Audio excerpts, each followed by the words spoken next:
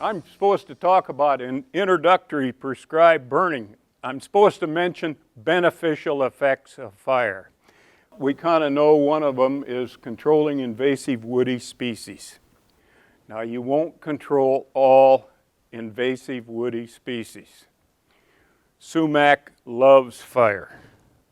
And there's where you may have a little need for a little bit of chemical after you do a burn in those areas. But keep in mind there's other benefits to fire.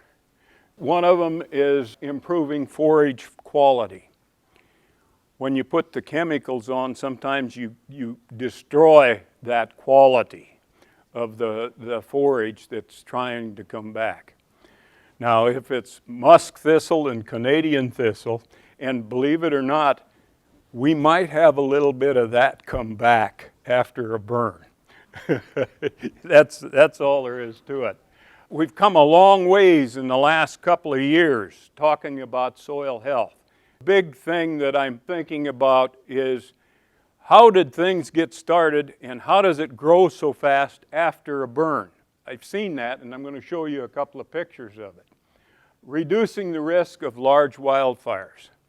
If we get areas burned out in certain places and don't have a continuous fire source, the supply is gone. If we do ever get that match lit at Yankton and it goes right up the Missouri River with a big wind, where are we going to stop that at? Highway 44? That's a joke. We're going to keep going until we run out of something fuel. And that is one of the things that we all have to look at, because there's places in there, buildings and all kinds of structures and everything that we don't want to have burnt. And that's one of the things. Well, then I'm also supposed to talk about the exciting thing of burn plan prescriptions. I'll get to that a little later on. Here's a burn that we done a couple of years ago. And this thing was sheared. All this was cedar trees in here. And it was sheared about 2-3 years before we burned. And if you can see, there's little things like right there's a cedar tree. Here's a cedar tree. There's one. There's one. There's some down in here. And there's a bunch of them right up in here. Well, this was all covered with cedar, and they were sheared and pushed into piles over that ridge. And that's what happened. The pasture was getting populated with more little cedar trees. So the landowner says, let's burn it, and if you think you can kill them little ones. So that's what we tried to do. This was in April. Here's what it looked like at that same location in the fall of that year. There's your big blue stem, Indian grass, switchgrass, all in here, all over in here. And he had never seen that for quite a few years. Yes, it takes rest to grow grass, but you can time it in between your grazing sequence and intervals there to make it work. Now that's kind of tricky because we've got kind of screwy weather every once in a while, and we don't know whether it's going to rain or not. But deferment, and that 100 days of deferment is something that's pretty essential. But this area here, this was taken about a month after the burn. This area had been sheared. It was sheared, and there was, that's the plants that are coming back in there. So regrowth starts to happen right away. And if it's the good plants that you want, keep the cows out. If it's brome grass or bluegrass growing in there, clip that off if you can. Here's on my place. I have a 400-acre farm, and I burn 10% of the farm every year. And that's what I try to do, is to burn 40 acres every year. And it was a warm season native mix, 13 species of native grasses, planted, and I hate to say this because I really hate Roundup, but I sprayed brome and bluegrass with Roundup and then went in and no-tilled with a Truax native grass drill into the stubble. Fortunate enough to get a good stand of grass started. You got to have the right moisture and everything to make that work. And then the second year, I burned it in the spring. There's what it looked like in August. Here's my yearling steers grazing in the warm season native grasses. Fire does something to help stimulate plant growth. Now, what does it do? I can't tell you. I don't know for sure. But it has something to do with it, and man, we can get some responses. Here's another seeding. This was burned the year before. Another warm season native seeding. And we got that kind of response. But you got to have the right species of mixes, warm season, cool season grasses. You notice the sweet clover. I didn't plant the sweet clover. There's a thistle or two in there. I didn't plant them either. But anyhow, but they do good. Now, I have a grazing program that you guys all think, will probably all think is really screwy. I move those steers every day to a different paddock on the first rotation through, and then 2 to 3 days the second rotation through.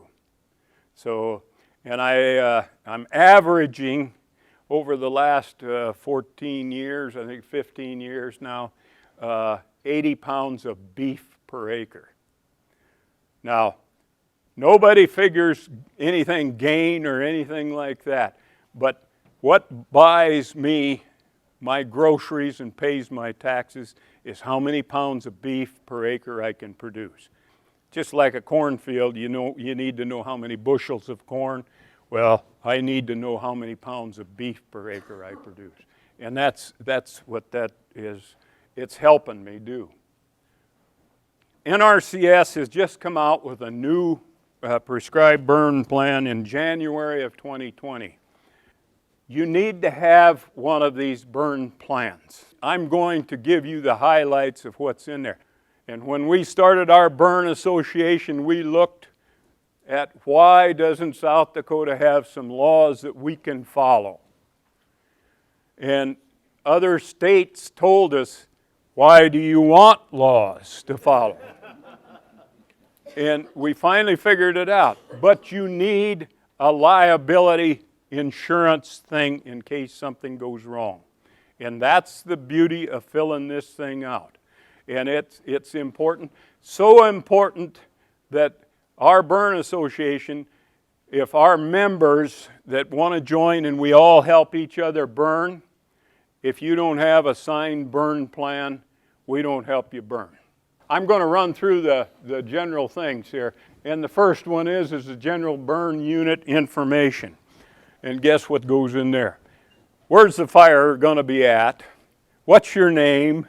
What's your phone number? And what's your address? So that's pretty simple. The second one is objective of the burn. Well, what are you going to burn for? Kill cedar trees, things like that, stimulate plant growth, improve wildlife habitat, whatever it is, you put that in there. Because if you have a liability claim and then the fire gets away and you go to court, they're going to say, why were you burning in the first place? You're answering that question ahead of time. The third area is the description of the burn unit. You have to describe it. And just what are you burning? How big is it? And the general idea of what's going on. Then you get into section 4, and that's the fire plan, your preparation. The burn unit map, and I'll show you my burn unit map here in a little bit. Things like existing surrounding land use. What's all around your area that you're going to burn? That you need to have and get an idea. Is it safe to burn? Is it overgrazed pasture on this side? You don't have to worry about a fire going there because it isn't going to go. No fuel. And that's one of the things. Or is it a disc, small grain stubble? Or what is it? You know, that type of a thing. Or is it real good native grass? And what was the history on it? What's been happening there? That's one of the things in that plan. Areas needing pre-burn protection. And have you got any buildings in there? Are there any REA lines going across? You shouldn't burn under them with those big high flames and smoke going up. It will pull electricity out of the REA line and come down and give you a buzz. So that's something you have to watch out for. Is there plastic stock tanks out there? They don't last very long in some of those fires. Residences and businesses, are they located in that area and how close? Then you look at the highways and what kind of areas do you have? What access is there? Will you be pushing smoke over on a major road, or do you want to pick a wind direction from another source or a direction? Safety of the personnel, and that's one of the things that's very big. And we need to know what are you going to do if somebody gets hurt? The type of things that go on. And one of the deals is you have to call 911 before you start burning. That, I don't know whether that's in statute or not, but you will really get in big trouble if you start a fire and you don't call 911 first and say, I'm going to have a prescribed fire. They'll say, okay, that's fine. Call us when you have it out. And that saves a lot of grief and everything else. And we always try and give them a name of a person and a cell phone number to call in case somebody reports the fire. Section 5. Implementation of the burn. Now you're getting down into the nitty-gritty of things. And one of the things is the environmental conditions needed to accomplish the objectives. When are you going to burn? What dates? From when to when are you going to burn? List fuel conditions again. And planned weather conditions. Air temperature. You need to say, I'm going to burn between 34 degrees and 80 degrees.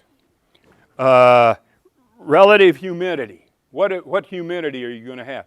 To meet your objectives of burning, what kind of humidity do you need? Is it going to be 25% or is it going to be 60%? Wind speed.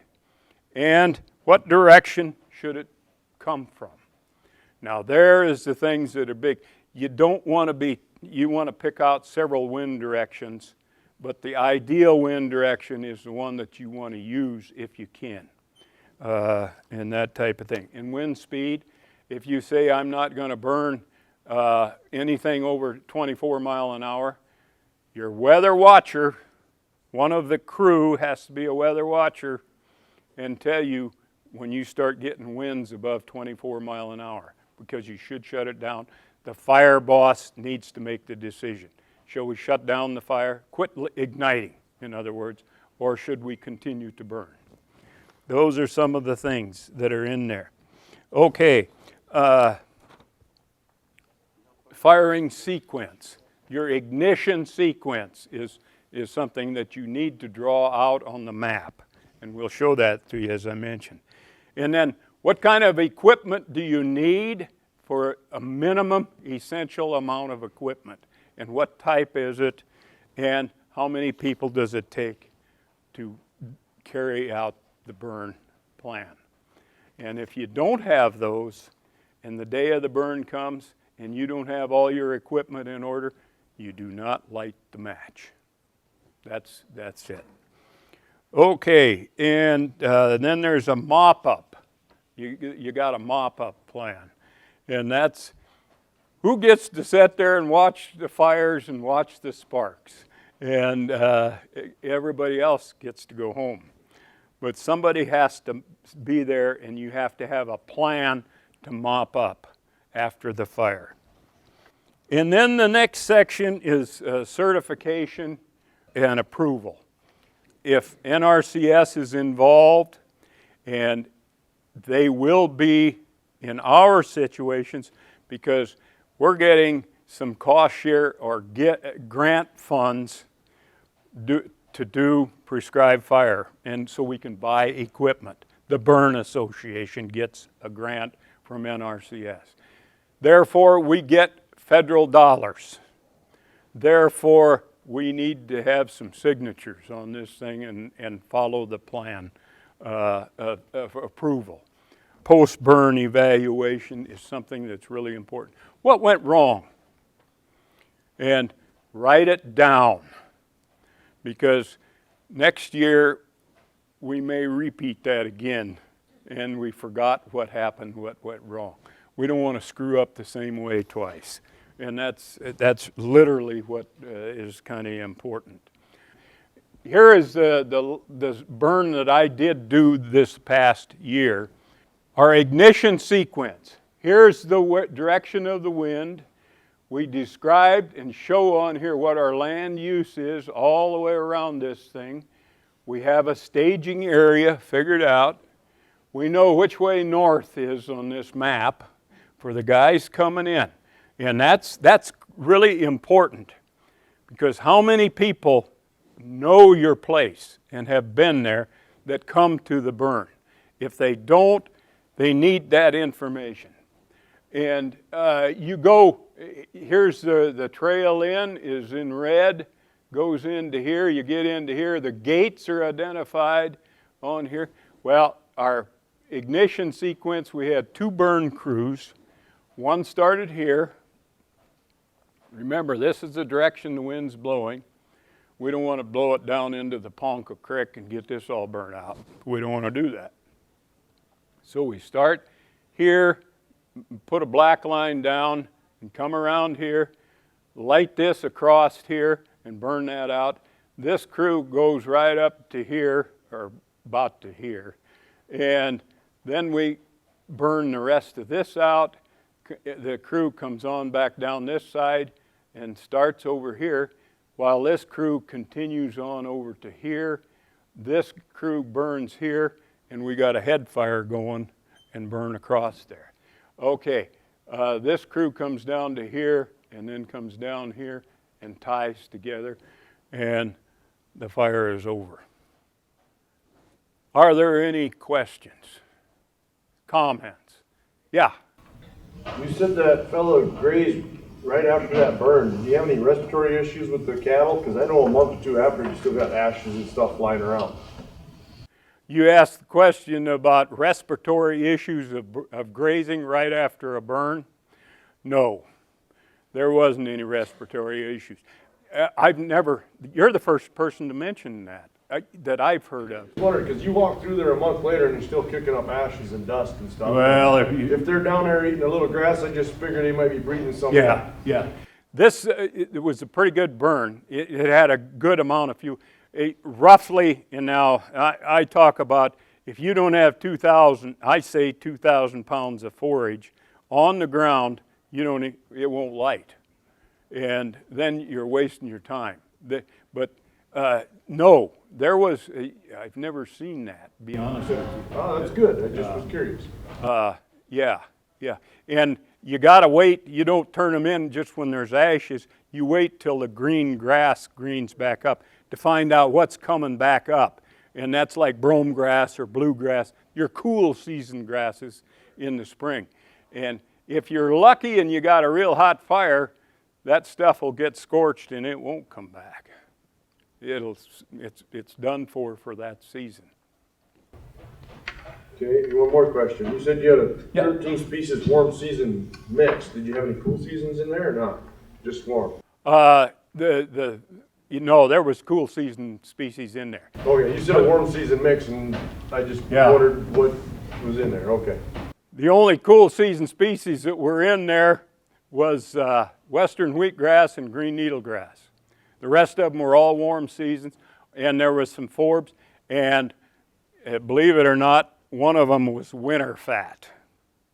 Now, the NRCS range guy told me He said, your country used to be covered with winter fat way back in the old ages. And I said, okay. And I put 1% winter fat into that mix. Haven't seen any yet, so I don't know whether it's growing or not, or what's going on there. But yeah, but the only thing is Western and green needle. You gotta have Western in any mix on a clayey or a silty or loamy site, in my opinion.